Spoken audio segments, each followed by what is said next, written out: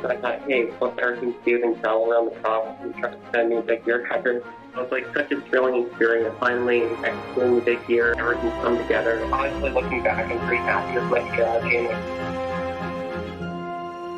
And a hearty welcome to episode 11 of the Big Year Podcast. I'm Robert Bomander, glad I remembered my name, and I'm your guide to the life of the Big Year birding experience. Late in the year 2011, which seems like a lifetime ago, I saw a little movie called, oddly, or not surprisingly, The Big Year. I did note that one of my favorite actors, Steve Martin, was starring in it. I was also a fan of Jack Black and remembered him from way back when I saw High Fidelity. And who doesn't love Owen Wilson?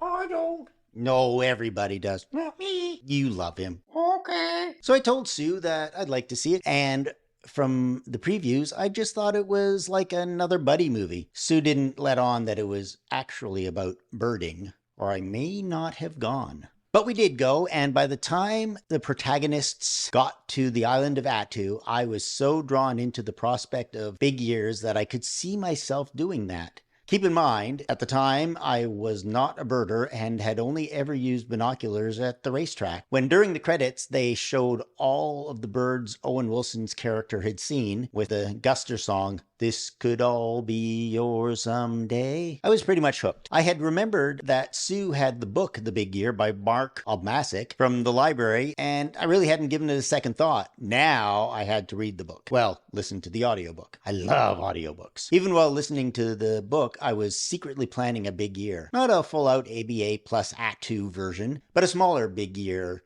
birding wherever I traveled across North America. I had a full-time job that took up the majority of my year and my days, but what could it hurt to do a little birding along the way and maybe see, 300 or so species as I learned how to bird and what it took to become a birder. The trouble was, I really didn't acknowledge it at the time. I was suffering, or perhaps gifted with, obsessive-compulsive disorder. On a January trip to California, a guide said that if I really wanted to do a big year, I had to go to Arizona, the Rio Grande Valley of Texas, and Alaska. How could I possibly do that while working full-time, and I really had zero spare dollars in my bank account? Well, it turns out, if you are obsessive and determined enough, you can make a good stab at it.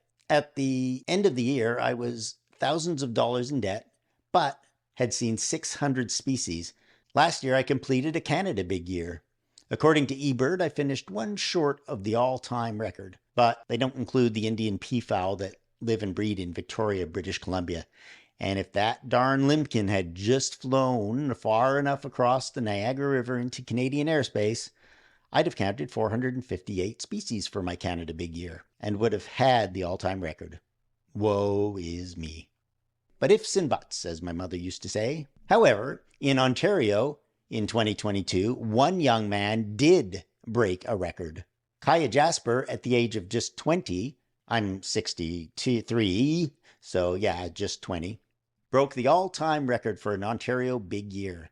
He traveled thousands of miles, sometimes in terrible weather, and on roads no birder had ever been to in the farther northern regions of Ontario, which put it into perspective as a larger area than Texas. When it was all said and done, Kiah had seen 359 species, blowing by the previous record of 343 species set in 2017.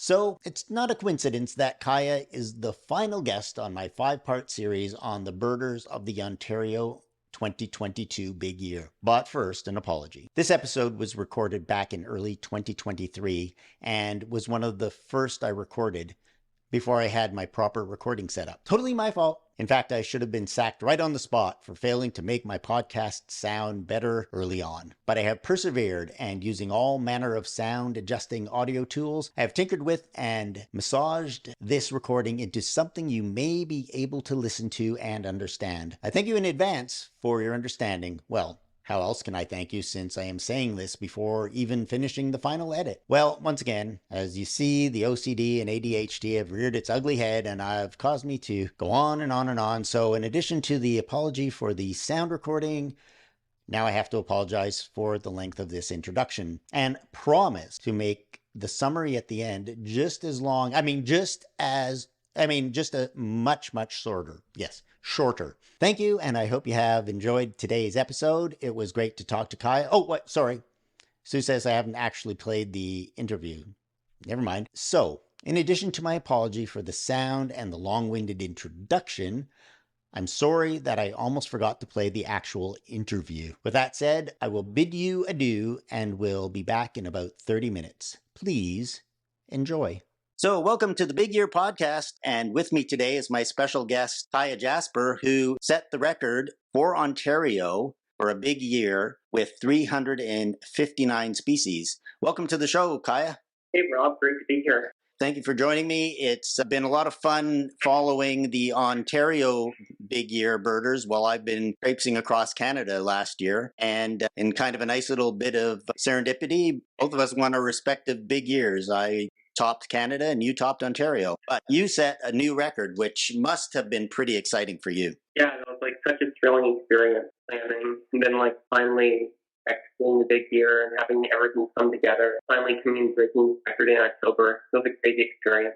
What prompted you this particular year to do a big year? Yeah, so I was originally planning on doing my big year in 2021, but then I started out during my first week there was a COVID lockdown, so I immediately canceled because I couldn't proceed with that, and that ended up being a good one. 2022 was an amazing year for birds in the province for rarities and everything. This probably was one of the best years on record for rarities in Ontario. Yeah, definitely up there. And you are how old now? I'm 20 right now. That's pretty young to be starting a big year. A lot of people do it with a lot more experience. What is your sort of story of getting into birding and becoming a skilled enough birder to, at the age of 20, travel across the province to set the record? Yeah, so I grew up always being interested in nature. See that the ravens or chickadees in the backyard. I did this great backyard bird count with mom when I was about 5 years old. And then I didn't really have a serious interest in birds until I turned 14.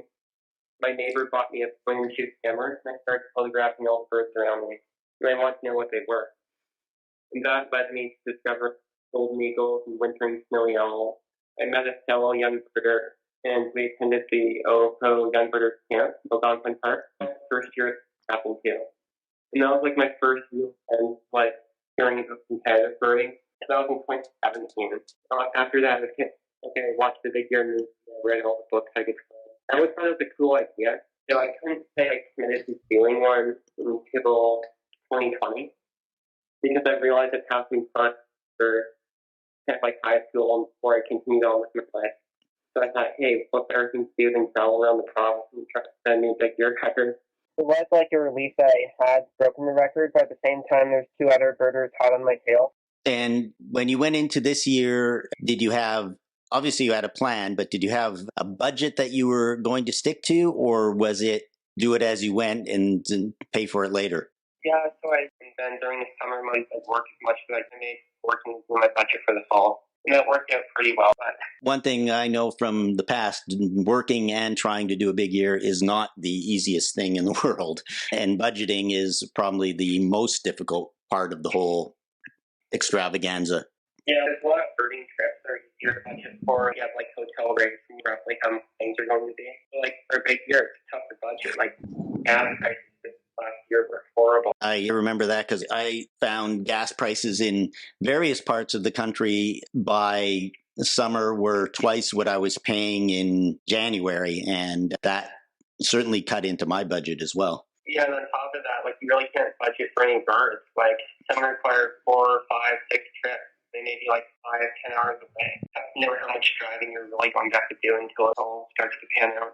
And you had a few other, either you could call them competitors or you could call them birding buddies. Did you try and share the load with Ezra and Andy and some of the others? Yeah, that was really helpful for some cases. For example, we went on a northern trip. Well, we went on 2, one in January and one in February. Just driving up past Thunder Bay and Wapaskat, in far northwestern Ontario. It's really helpful to have additional drivers and more eyes spotting things. That is a huge benefit, yes. And obviously it saves on, you can share the cost. Were you camping, sleeping in the car, or did you try and bunk up in hotels? Really trying to cut costs whenever we could. For the one trip, towards Thunder Bay and then across the Auckland area. We did have to get motels simply because it was like minus 30. That for Paris. So the other trip though that we did to Wapascat, we camped on the winter road between Moosonee and Wapascat for 3 nights, and the temperatures went down to minus 45. Ooh. So it's an experience. And did you have obviously thermal underwear and thermal sleeping bags? But yeah, like I slept in my full snowsuit, and then I had minus 40 sleeping bag wrapped in minus 20. Wow. Which makes myself feel better. I like to think it made it minus 60, but that's not sleeping bag for. No, it doesn't. It doesn't accumulate that way. Yeah, one night one nostril kind of frozen shut. Feeling quite cold and intense, but all true. But I guess the adventure and doing things that you've never done before and surviving them is part of what makes it great. Yeah, exactly. Like, it's the whole experience to me. Like, of course the birds are going to have big access, right? Like, you're trying to break a big year record and see as many birds as you can, but... Yeah, for sure. And that's another reason I want to do a big year. Like, numbers aside, just, like, spending a whole year looking at birds and watching, like, even bald eagles soaring overhead and doing their fantastic, like, spiraling mating display. Like, just watching all the moments with birds, not seeing them as numbers. That was a huge part of it, too. Like, I've never been really east of Toronto birding or in any of Northern Ontario. So, like, seeing all these new places and sites and cool, like, mammals and geography, that was, like, such a cool highlight for me. What was the one place that before you started, you were looking most forward to visiting, not necessarily for birds, but just for the scenery and the excitement of it? And is there a place that you ended up seeing that was even more spectacular than you imagined? Only a thought comes to mind. There was a lot that I wasn't really planning on looking forward to. Say, some areas in Northern Ontario that I really fell in love with. But honestly, Point Pelee. I've never been to Point Pelee in spring, if you can believe it, last year. And experiencing like the whole height spring migration there in May, that was the year for sure. Point Pelee, for anyone doing a big year, whether it's an ABA big year or an Ontario big year or a Canada big year, is one of the highlights for everybody. It's certainly this year at Point Pelee was my favorite year being there. My first year I ever went to Point Pelee, it was like hidden warblers, crouching sparrows. There was almost nothing to see that year, and this year was spectacular, and we chased a lot of good rarities too. Oh, so good. I remember my first real experience with Pelee, like the highest spring migration. It was on April 24th, and that's right when that huge wave of neotropic migrants hit. And we got all of our work on that day, like all ones like black bull, they're like traditional later in May. Yeah. I think people call eBird as like filter tripping birds on eBird, which means they're like rare for the location or rare for the day. The lark sparrow flying up pit and some of managers will. And speaking of not Point Pelee, but the day at Long Point where we had a couple of rarities right practically next to each other. Did you get there for both of those? Yeah, it's funny. I had something bruised on the first one found, and so I drove down. The Eurasian tree sparrow, right? We weren't actually there for the Eurasian tree sparrow. We were there for the lark sparrow. And in fact, I had the lark sparrow in my binoculars, and I was just thrilled that I got that bird. And literally out of nowhere, the Eurasian tree sparrow just hopped out of the bushes, and that was the most unexpected bird of the season and maybe of the year too. Yeah, that's kind of a crazy one for me because a few days previous I'd been down to chase the lark sparrow, and then I had to repeat the whole thing and go back to the Eurasian tree sparrow. In 2012, I chased the Eurasian tree sparrow to its native area in St. Louis, and I've seen them in other places that they were not expected to be seen. What were some of the other birds that you felt like weren't even on your radar that you ended up getting to see this year? I would go highlight with marsh sandpiper in Bedford. No one found by James Holdsworth. And like such a mind-blowing rarity. I think it's like 13th record for North America. The first away from like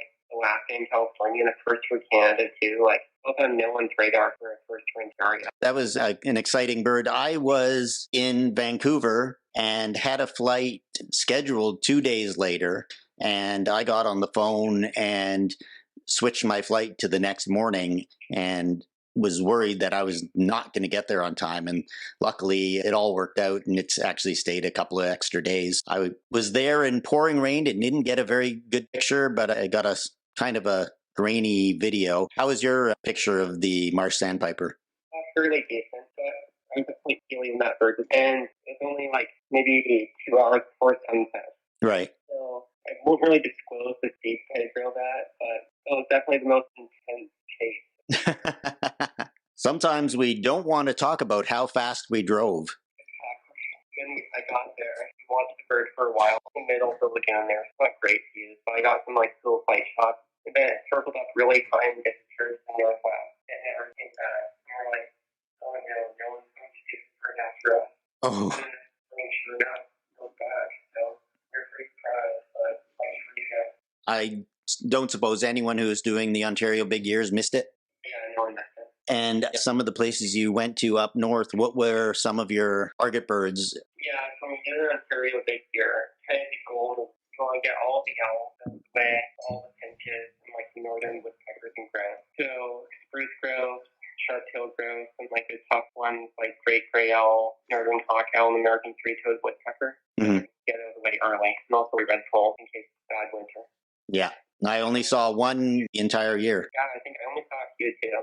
Like, we got all of those targets either like around Thunder Bay, mainly around Cochrane area. One target, Willow Term again. And for that one, that's the one we went to Attawatska for. So that was kind of like uncharted territory. Like, no one's really done that trip ever for Ontario birding. Oh, wow. Yeah, there's a winter road that goes all the way like from Smooth Rock Falls up through the Queen to Attawatska. And I think the road's like open. It's called the Wheeling Road. Thankfully, it's open for about 4 or 5 years. And no birders have really done it before. Like, we thought there'd be a decent chance to go but there's no reports to go on. And we went out, we were going to spend 3 nights, maybe 4. And then the first few days, it was really good birding. Like, long 40 minutes up there, actually. That sales and we're talking about 20 or so northern hawk owls. It was crazy, including 3 in the same spot. Wow. And then we got to Attawatska, and there's like very few reports of targeting. We were like, oh no. Then on our final day, talking to one of the workers who maintains the winter road. You know, yeah, there's this little road that goes up past the dump and goes all the way to the coast. And you guys should try there. And we never would have known where that was. Without there in snowshoe. Out trees like willow thicket. And after a while, we're going to found 4 willow targets. Wow, wonderful. Did you get the great gray owl, by the way? Yeah, I had one earlier, but then something better on that same road than I saw the willow target. Very cool. I got mine in -40 in Quebec. I birded a few days in -40. What was the coldest day you were out birding that you wished you were not out birding? It was in the day before we got term again, -45, I think. And there's like a slight wind chill. It was pretty cold. At which point it doesn't really matter anymore once it's -45? Worst part of that is you're camping on the side of the road. Everything's cold. And then you wake up and you have to take apart the tent. To do that, you kind of have to take like your larger gloves off. Yes. So cold during the process and like your eyelids are freezing.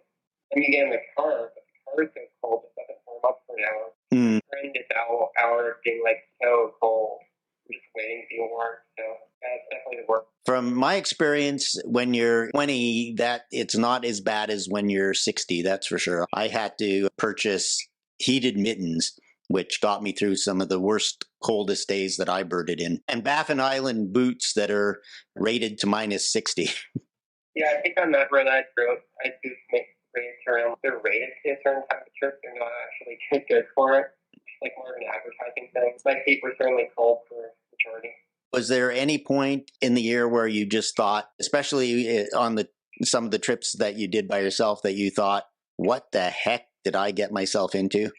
Yeah, that was like pretty often my goal, but constantly on the road, like long nights driving and what am I even doing up here? I know the feeling. What was the longest trip you did by yourself? And was there any point where you got to the point where you were thinking, how am I going to get out of this, or got lost, or were actually afraid at any point? First, being on my own driving, I'm pretty good at like downloading maps ahead of time. So getting lost was a really big issue.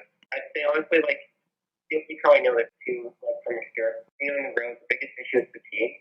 So like driving 8+ hours, then like your eyes are getting various moments like that. You start yelling to yourself and singing out loud and having conversations with no one just to keep yourself going. Exactly. I drove one stretch from north of Thunder Bay. It's over towards the River. I can't remember the town right now. I drove all the way to St. Marie in one stretch, and it was like 14 hours or so. So it arrived like 3 a.m. And that was like very brutal going to those northern Ontario roads, fog, and like seeing transport trucks on the side of the road that didn't move. Starting experience for sure, like white knuckles on the wheel. I had a few drives like that. I had a drive where I went to somewhere in Quebec for a rare bird that I didn't see.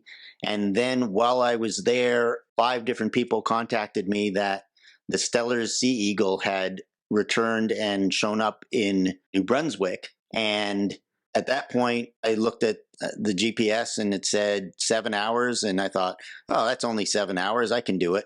But then you get there and you get the bird and everything's great.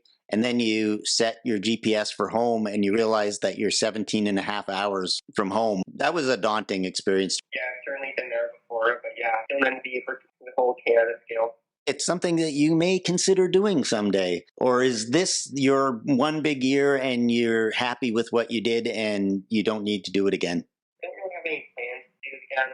Like, it was a pretty taxing event. I get stressful and, like, it's a big financial thing. But I don't know. I could see myself being another Ontario big year in the future, a long way down the line. You have to pick a good year with a leap year to break the record. Yeah, exactly. Like, it's 3 over 5. Like, manageable getting her fit. I'm not as big on flying, especially, like, for 1 or 2 birds and budget-wise, too. Like, I had to do that once last year. And there was a Bullock Oriole up in Kiah Jasper. And we flew to Winnipeg, rented a car with Susan Nick, and drove off and got back. That was like the only flight I had to take. As far as Susan, Andy, Ezra, and William, did you at any point feel a bit of competition stress? Were you going all out in December to win? Yeah, there's definitely some of that. Like, probably especially with Ezra, like, he was so close behind me for a lot of the year. Like, mainly 2 to 5 birds behind. So there's a lot of time to keep my lead and stay ahead. And especially in December, getting William close to gap. Yeah, William came out of nowhere, didn't he? Yeah, William's impressive this year. Like, for most of the year, like this summer. I think back then he was behind by 13 bird back, and I was Ezra. So impressive. But yeah, like, I was playing East Ontario a week earlier, like in late December. And then they caught up, and I'm like, I can't leave now. That changed my whole attitude in December as well, because I went after birds that I might not have just to keep the lead. And how many did you end up ahead by? And Ezra by 2 birds. So I ended up at 369, and they were both 367. Did all of you break the record? Yeah, like, the old record was 346. So you blew it away. Yeah, but it was nice, like, having competitions too, just on those days when I'd wake up and there's like a bird 6 hours away. They wouldn't let go for it. Like, the competition aspect definitely gave me more motivation, like, especially near the end. What was the furthest you drove for one bird and would have been crushed if you didn't get it? Yeah, so one bird was probably honestly the Townsend farm. That was in Ronda. I wasn't even that far away when it was found. I was only about 2.5 hours away. So I drove straight in and missed it. And the next day I went back, but I got there a bit late, and Ezra got it, but I missed it completely. Oh, so I'm assuming that were some birds that you got that Ezra didn't, and other ones that he got that you didn't. If you both got them all the same birds, the record might have even been bigger. Yeah, so one thing is going to finish the Townsend Forestway first. So I went 3 days in a row. I don't know, 18, 19 hours sitting in one backyard looking at a little bird bath, waiting for the flight. And then there's a cold snap, right, for the 4 days. So I'm like, okay, I'm going to watch it on. I drive all the way home to Chris. That weekend, it's seen again. Wait for another hour, and finally I got it. So it took 32 hours of effort watching and driving. Was that the most expensive bird you got last year? I mean, it would have been more expensive. But What was probably the one bird that you wanted the most that you didn't get? the biggest one that jumps out is the following owl up in Toronto. That was in December. That wasn't seen for a few weeks. And then me, Ezra, and William took a trip up to get berries fresh and spotted chili.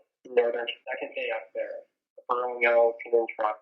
So a lot of Ontario birds went to see it. And the next day we went back, missed it. Spent a few more days, missed it. It was seen again in April, apparently. It was there, but no one knew about it. That was probably the most disappointing, but can't get everything right. That's what I started telling myself before even the end of February, that you just have to be excited for the trip that you made. And if you get the bird woohoo, but if you don't just look around at what you're actually seeing and where you are and places that you never thought you would ever be. I think that's one of the great things about birding is it's not always the birds, it's the places the birds take you to. Yeah, going into it too, I've had to have a mentality. If I miss the bird, like move on. Don't dwell on that bird. You dwell on it, that gets you all down. You're like, oh, what am I even doing now? Like, get it, move on. Don't get it, move on. But like keeping that mindset.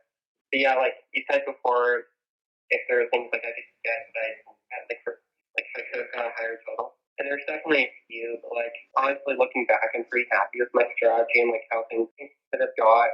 If I had foresight and I'm like, okay, this bird's gonna show up here. And that's the thing. Best laid plans don't always result in best results. So even if you think if I had only done this or I'd planned this better, you may have been somewhere that you couldn't get to, something like a marsh sandpiper. My strategy, especially toward the end of the year, was that I would rather get 2 birds that were pretty guaranteed, even if they weren't that rare, than go across the country for 1 bird. Sometimes toward the end, were you just going for numbers as opposed to anything else? By the time like late October rolled around, I had all the 1, 2, 3, like code 1, 2, 3 species cleaned up in Ontario. So the only additions would be rarity. So basically, if anything showed up, I'd chase it, regardless of where it was or how rare it was. That does make sense. So tell me, you went into this big year as the person you were, all excited, gung-ho about doing a big year. By the end of 365 days of all that travel, all those lonely nights, all that freezing cold, how did that change you, and how did that make you a better person that you can look forward to the rest of your life and say, because I did this, that's going to make my future even better? Honestly, like the biggest takeaway would probably be like determination and perseverance. If you miss a bird 1, 2, 3, 5 times, just go back and try again. So just like not getting discouraged and like consistent or hard, basically. Even if like it's minus 40 outside, it's super windy, and like a horrible day go birding, you still get up, get out of bed, get out there and try to find something here. And did you bird every single day of the year, or were there days where you just had to take a rest and regroup? Depending on the time of year, so in the winter, right off the bat, I a lot. Because like it's so exciting with filming new birds. So I bird most of it in January, and then I got COVID in February, so I was for a week. That could be a big year killer. Wow. Glad it didn't affect your final outcome and your ability to finish. So if I wanted COVID, I don't have an ideal time to get it. When there's nothing around chicken day in March, or late March to like early June. Like in southwestern Ontario and Point Sealy, like even if nothing was around, I try to talk my own things too. Really busy time. And then I work during the summer. In the fall, I have more strategic when I like it time. I go out if it was good weather or if there's something there. If not, I just keep myself in the tip in case anything showed up. So I don't want to keep you too much longer, but the advice you would give to someone who is listening, who might be younger or even a few years older, maybe doesn't have as much experience about planning for a big year, what would you tell people who don't really know what that experience is like and what they need to be prepared for? Honestly, being out in like really unfavorable weather conditions, and driving long distances without getting tired, like trusting drive specialists, like there's so many sketchy situations you get around the province. As far as like the birding goes, like obviously do a big year, like personal goals, like 300 species or whatever you want. But as far as like a record attempt goes, I get really familiar with every common bird in Ontario, how they fly, so you can recognize the ones that are there that you're going to need for a big year. And then like also get real familiar with weather patterns and birds not to. Because you can waste a lot of time and energy chasing birds that finish up later in the year. That's definitely, when I was a beginner back in 2012, that was probably one of the biggest strategic mistakes I made and I was doing the ABA area and I was chasing birds in Florida that I wasted time on when they're just regular breeding birds in Arizona. So it is something that the prospective big year birder definitely needs to learn. How did you get as knowledgeable about birds in a very short time for someone at the age of 20 to be able to be that familiar with the birds and ready to do a big year? I studied eBird a lot, like going into the big year, even like the year of success. I studied eBird range map tonight at 6 blogs for Ontario birders, and it's like digest all the blog material I could for birders who do other years, like Josh Vandermeer in particular. really want to do blogging preparation. And then like I made a lot of spreadsheets and dates and kept reading through when I had to have certain birds by. So there's a lot of planning, a lot of memorizing. And honestly, just like being out personal. Like I was out a lot, like during the COVID years, wasn't a lot else to do, just like going to Western Ontario and going to my ID school. I congratulate you on your accomplishment. It was fun to follow 5 of the best birders in Ontario as you guys traveled around the province, and also know that I didn't have to worry about you catching me. I feel about going after your record, posting after you. Yeah. I don't mind at all. I wouldn't have seen over 450 species if it wasn't for Bruce and if it wasn't for the Alberta couple that had the big ear record. At first I was thinking, oh man, someone could catch me, someone could beat me after all this hard work.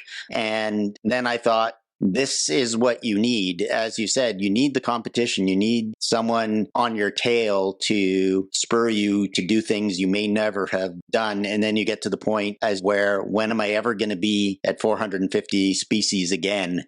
So just keep going until the last day of the year. One thing that at the end of the big year, when you go out birding January 1st of the next year, it's a very different and almost more exciting experience, because now you're just out there looking at the birds and not worrying about where I'm going to have to run off to next. I've enjoyed actually 2023 birding at a more relaxed pace this year too. Yeah, for sure. And one thing I really enjoy is like encouraging other people who haven't really looked at nature or birds much, investigate further and maybe open their eyes to the world of nature. Thank you very much for joining me on the podcast. It's very exciting to see so many young birders, and especially the experience you had with Ezra and William and Susan and Andy, all chasing sort of a birding dream. And it was exciting to end up on top, I'm sure. Yeah, it was great chatting with you. Thanks for having me on. I appreciate it, and hope to see you out in the field soon. Yeah, see you soon. Thank you.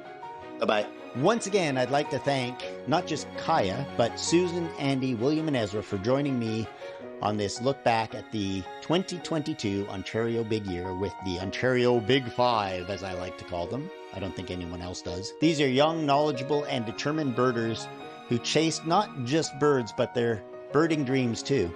Spending a year traveling to the four corners of a province the size of Ontario was a daunting task, and at the end of the year, where they finished was less important than the adventure they lived and the friends they made along the way.